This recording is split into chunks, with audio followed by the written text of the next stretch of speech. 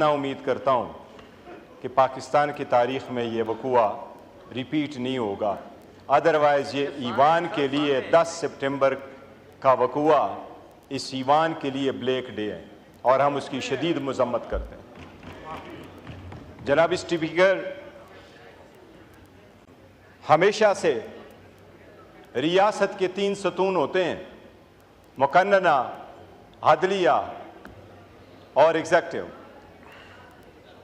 जनाब स्पीकर, किसी भी रियासत के अर्गन के लिए, चाहे गवर्नमेंट आप उठा लें, उनके लिए स्पेशल पुलिस फोर्स नहीं है।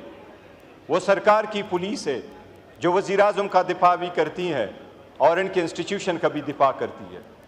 सुप्रीम कोर्ट जुडिशरी है, स्टेट का एक स्ट्रांग अर्गन है, पर उनके पास अपनी फोर्स नहीं है, अपनी पुलिस नहीं है, अपने ऑर्डर खुद इम्प्लीमेंट नहीं करवाती, खुद पुलिस नहीं भेजती।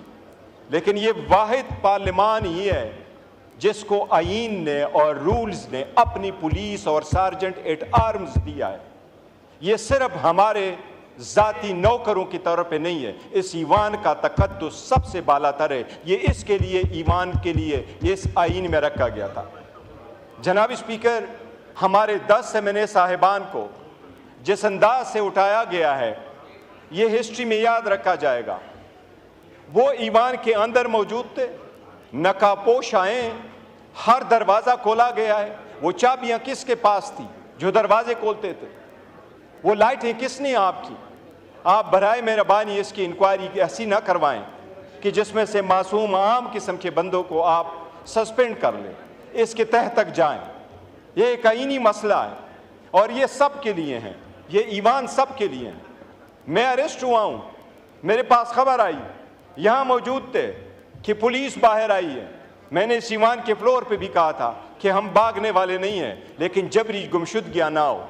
स्पीकर साहब को हमने पॉइंट ऑफ ऑर्डर पे करवाया था। वज़ीर-ए-आज़म साहब ने आज भी वो अपनी अंडरटेकिंग जो सुप्रीम कोर्ट में दे दी थी, वो आप इसको अभी तक नहीं बताया कि उस अंडरटेकिंग का क्या हुआ।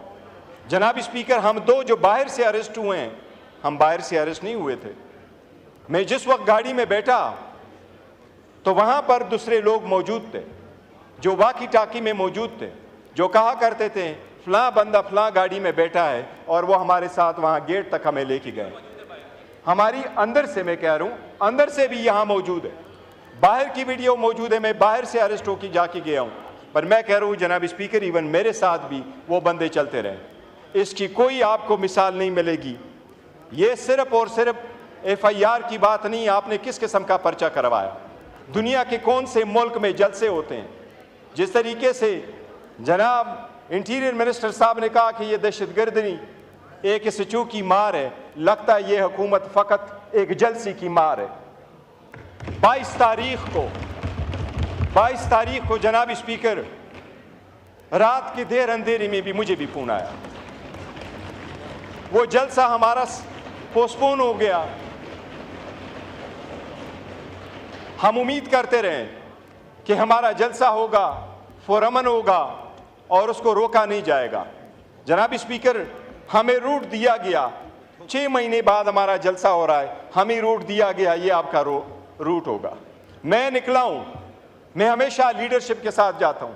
मैं और चकज़ई साहब साथ गए थे इसके घर के सामने। मेरे और चकज़ई साहब का रास्ता पुलिस ने सामने से रोका।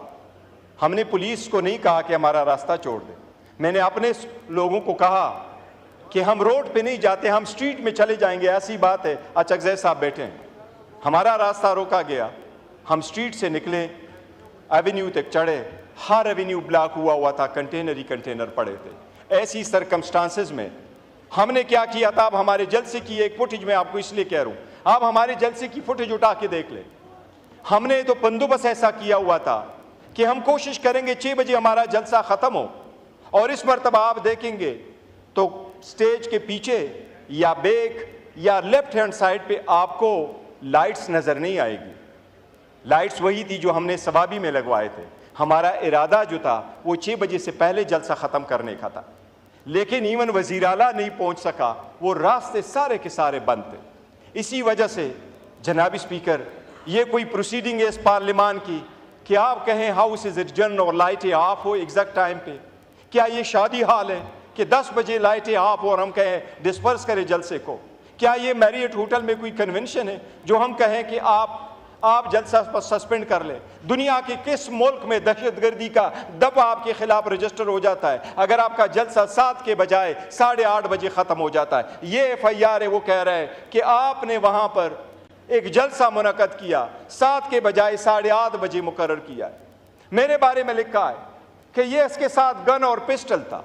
इसका मतलब ये है कि हमने पुलिस फोर्स को तो तबाह कर लिया, जो इतने सारे कैमरों में सब कुछ हुआ है। और मेरा ये भी लिखा है कि मैंने वहाँ ज़िंदगी में एक पुलिस वाले से हमने जनाब स्पीकर उसका भी लिया। मैं स्कूल भी गया हूँ, मैं कॉलेज भी गया हूँ, यूनिवर्सिटी भी गया हूँ, लंदन अमेरिका भी पढ़ा हूँ, वकालत और पॉलिटिक्स में भी रहा हूँ, लेकिन ज़िंदगी में न मैंने किसी को धक्का दिया न मुझे किसी ने धक्का दिया। मैंने ऐसी ज़िंदगी गुजारी है। जनाब स्पीकर, ये फोर्स तबाह हम कर रहे हैं। ये जलसा तो बहाना था, इनका निशाना हमारे ये बंदे सारे बैठे हुए हैं, लेकिन ये बिकने वाले नहीं है इंशाअल्लाह ताला। ये हर हाल में खान के साथ हो। मैं जनाब स्पीकर आपकी गुजार करा लूँ, ये सारे बैठे हुए हैं, मैंने अपने कंधे तले लिया हुआ है, हमेशा से इनको कहा हुआ है।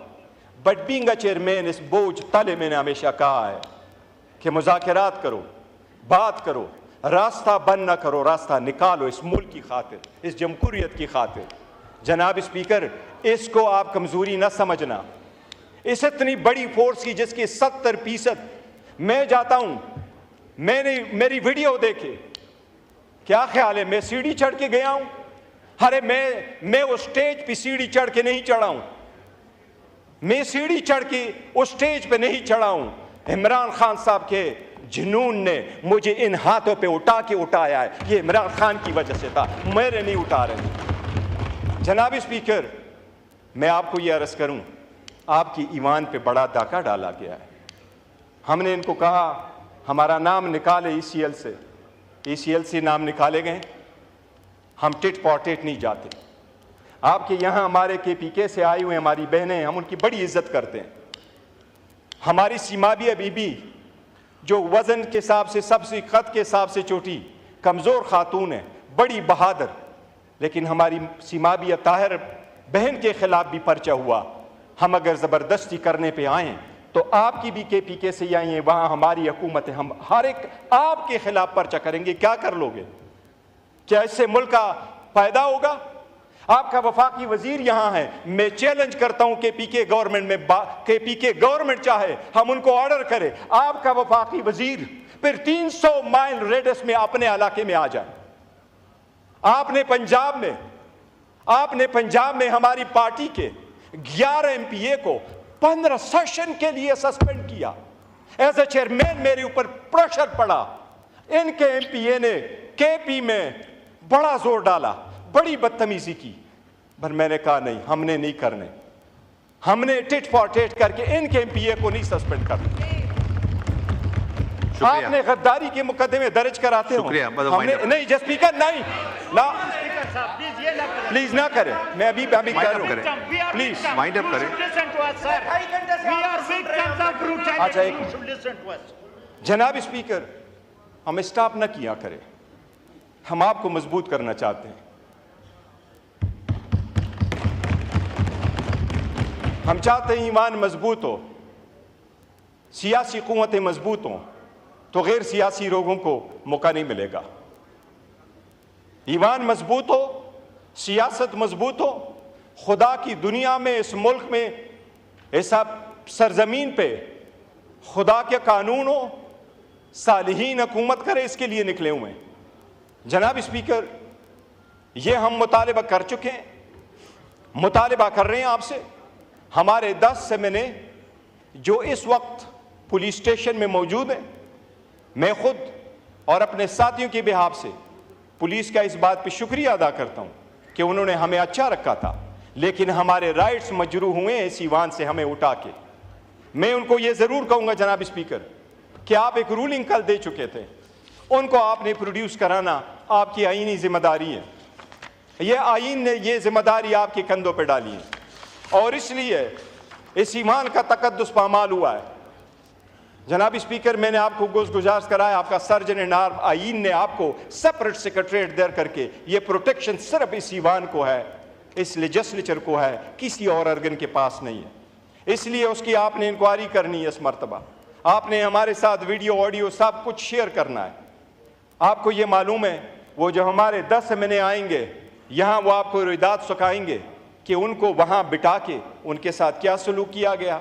इसलिए हमने फैसला किया है कि पाकिस्तान तहरीक इंसाफ और इसके एमएनए सिवाय 9-10 के, जब तक 10 सितंबर के वक़ुआ का इंक्वायरी नहीं होती, हमारा सेटिस्फेक्शन नहीं होता। पाकिस्तान तहरीक इंसाफ के एमएनए सिवाय 9-10 के इस पार्लियामेंट में शिरकत करेंगे। बाकी कोई एमएनए हमारा इस पार्लियामेंट में शिरकत उस वक्त तक नहीं करेगा। नहीं हम आपकी कमेटियों में आएंगे सिवाय 9-10 एमएनए के। ये हमारा एहतजाज है। मेरे इल्म में आया है, बिलावल साहब ने भी कोशिश की है, मैं उसका शुक्रिया अदा करता हूँ। ये ईमान को अगर हमने चलाना है और इस स्ट्रगल को हमने आगे लेके जाना है, तलखियों को हमने काम करना है, तो जनाब स्पीकर इसको ना भूल जाइए। ये कारोबारी सियासत, कारोबारी जमा खर्च नहीं है कि 2 में से 1 माइनस करो तो 1 रह जाएगा। हम समझते हैं 2 में से 1 माइनस करो तो ये 1 भी नहीं रहेगा, ये 1 भी नहीं रहेगा। जनाब स्पीकर, खुदा ने कौमों को जो तबाह किया है, एक कौम की जलालत इस वजह से हुई तबाही कि अल्लाह का कुरान में फरमान है, वहिज़ा बत्वश्तुम जब्बारी, जब वो पकड़ते भी थे तो जब्बारीन की तरफ जुल्म करके पकड़ते थे। जनाब स्पीकर, अल्लाह ताला ने कुरान में जिक्र किया हुआ है कि मैंने 4 बंदों के अहल को पसंद फरमाया था, आल इब्राहिम, आल नूह और आल इमरान को। और सुलेमान अलैहिस्सलाम के बारे में स्पेसिफिकली फरमाया कि उनके बाद मैंने उस कौम पे बनतोड़ सैलाब भेजे और उनको चंद बेरियाँ दी। रीज़न ये कि नमाज छोड़ चुके थे, शहवत नफ्सी की फरमानी करते थे और लोग उनके नाखलफ थे। नाखलफ का मतलब मौजूदा वक्त में क्या होगा ये आप खुद सोचें। जनाब स्पीकर, मेरी ये रिक्वेस्ट होगी कि हमारे एमएनएस को आप आज के सेशन में ज़रूर प्रोड्यूस करें।